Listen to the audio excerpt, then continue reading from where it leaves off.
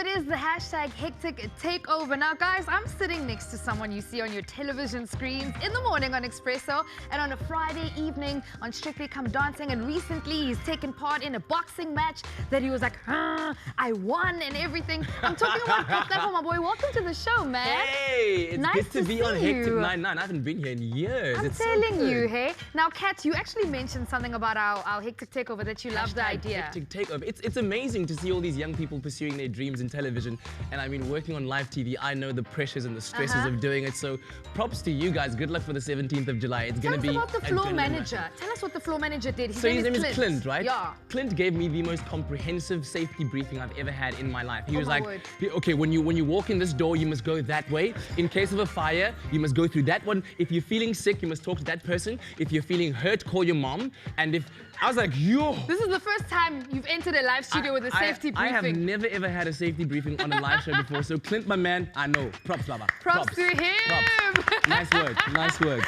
Now you know what, Kat, I just want to catch up with you a little bit before we get into why you're actually here. Strictly Come Dancing, what's happening at the moment? Who's still left in the vibe? Season 8, my second season on Strictly Come Dancing. And we've got so far Pearl Modia Dia, Stanton Stigger Fredericks, Leanne Williams, who's still there, Jason Goliath left us last week, Sureshni Ryder's still there, but the competition is heating up, and of course Karleen van Jaarsveld, die blommetjie, wat so prachtig dans, and it's absolutely amazing. It's been most incredible to watch how these celebrities have immersed themselves into the art of dance. It's not just about a routine, it's about the emotion, or what Michael always says, the motion breeds emotion.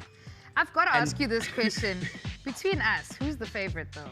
Who's your favorite? You can't ask me that question on national TV. I refrain from answering this question, comrade. Next question. Okay, comrade, you'll tell me after the show. Just between us. Next question. Now, you actually had a knockout round when you managed to actually beat someone. Tell us about the boxing match, the charity, who you beat. So this past Saturday, Knockout Productions presented the biggest celebrity fight night of the decade, I guess, at least in South Africa. And it was all for the Kika Trust, which funds education for promising kids from underprivileged backgrounds. And myself, Ewan Stradom and Graham Richards fought the guys from Man Cave. And yeah, we won. Expresso won over Man Cave 2 fights to 1. Aye, man. You know, this time I might say this. And I was fighting against Lunga Shabalala, and I managed to win 3 rounds out of 3, which was pretty insane. Congratulations. You won his fight. Thank you very, very much. You and the Expresso team. It was very nice to be involved in a good cause like that. Now, Kat, today you are here again as an ambassador, and I actually understand that throughout Africa, there are only 4 children's hospitals that have to cater to about 450 million children who have life-threatening diseases. And of course, with the, this is such a little hospitals in Africa, they don't get the specialized care that they actually need and deserve. So you're an ambassador for 4 Kids by Kids. Yes. And they're actually helping to build the Nelson Mandela Children's Hospital. Tell us about your involvement with them. Exactly, yeah. So by extension, I've been made an ambassador in terms of Cape Town for the Nelson Mandela Children's Hospital, and specifically trying to motivate the public out there to find interesting and innovative ways in which they can help to raise funds. Because we know that these hospitals, because they provide such a specific kind of care called pediatric care for children out there, they do cost millions and millions to build. But I think fortunately, when we all think about it as a community, about how we can all gather our thoughts, gather our ideas together, break those little costs down, instead of thinking about the millions that it costs to build such a specialized hospital, rather think about how you can contribute. Maybe the amount of money that you can contribute can help to buy a brick.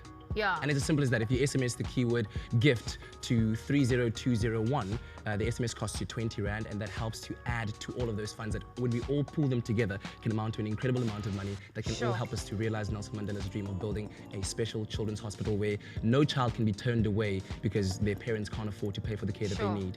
That's so amazing. Now, I'm sure there's some people sitting at home saying, hi man, Katlego, but a hospital versus a children's hospital, what is the difference, and what is the importance of actually having a pediatric hospital? Yeah, like I said, it provides for very specific care that children need. And of course, we have a lot of general hospitals, but that don't always have the capacity that they need to provide for that need. I mean, right now we're talking statistically about 300 children every single day in Joburg alone that need specialized treatment. So much more than need for this. And as you said, we only have 4 of them in the entire continent, 1 in South Africa, which is the Red Cross Children's Hospital that you know about. about. But when we look at what's happening in the world right now, America has 157 children's hospitals. Germany has about 23, Canada 20. So we do need to catch up, especially when you think about the fact that Nelson Mandela really did feel that the future of this country, the future of the world, in fact, lies in the hands of our children, and we need to start taking care of them first. Sure, that is true. Now, obviously, the 4 Kids by Kids initiative was started, and inspired by a very young man that's 9 years old by the name of Sam. And tell us a little bit about his story, and also to young people at home saying, but how can I make a difference? I'm only a child. Yeah, exactly. I think that's what we all feel at the end of the day, that, I'm too small to make a big difference. Yes. But Sam felt that, he was in the fortunate position to be able to give. He was a kid that was able to save up. And so what he did is he donated his piggy bank savings to the Nelson Mandela Children's Fund. And then he became our 4 Kids by Kids ambassador. And I think he's just a shining example of the fact that no matter how little it is that you can do the little that you can, because that's the difference that you can make in the world. And imagine that what he did inspires the rest of us out there. What a big difference we can then make. So I mean, props to him. Right now at 14 years old, he is our 4 Kids by Kids ambassador and a Nelson Mandela Children's Hospital ambassador as well. Katlego, thank you so much for coming through, guys. We're going to be having more information about this amazing initiative. And Katlego's going to be a judge in the kitchen a little bit later. He's going to be tasting, and we're going to check you guys after the commercial break.